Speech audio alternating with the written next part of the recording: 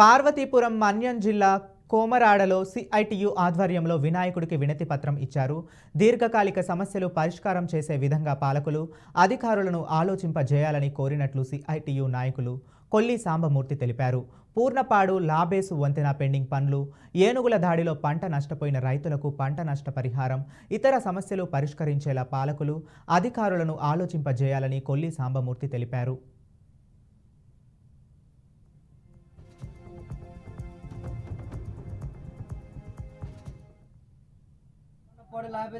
Pending ఉండిపోయింది. ఆ pending పనులు పూర్తి చేసి 9 పంచాయతీ గిరిజన ప్రజలకు భరోసా కల్పించే విధంగా, అలాగే ఏనుగుల వల్ల నేటికి 8 సంవత్సరాలు అవుతుంది. ఈ ఏనుగుల వల్ల ఇప్పటికి 12 మంది చనిపోయారు. పంట నష్టం, ఆస్తి నష్టం విపరీతంగా జరుగుతుంది.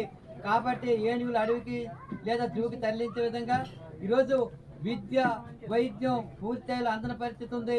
ఎక్కడ పడితే అక్కడ మలేరియా, డెంగ్యూ వంటి విజ్వరాలు వస్తున్నాయి. కాబట్టి ఈ సమస్యలన్నీ కూడా పరిష్కరించే విధంగా అటు రాష్ట్ర ప్రభుత్వానికి, పాలకులకి, వినాయక విఘ్నేశ్వర మీరైనా ఇవన్నీ పరిష్కరించే దిశగా వాళ్ళందరికీ అధికారులకి, రాష్ట్ర ప్రభుత్వంకి ఆలోచింపజేసే విధంగా మీరైనా వాళ్ళని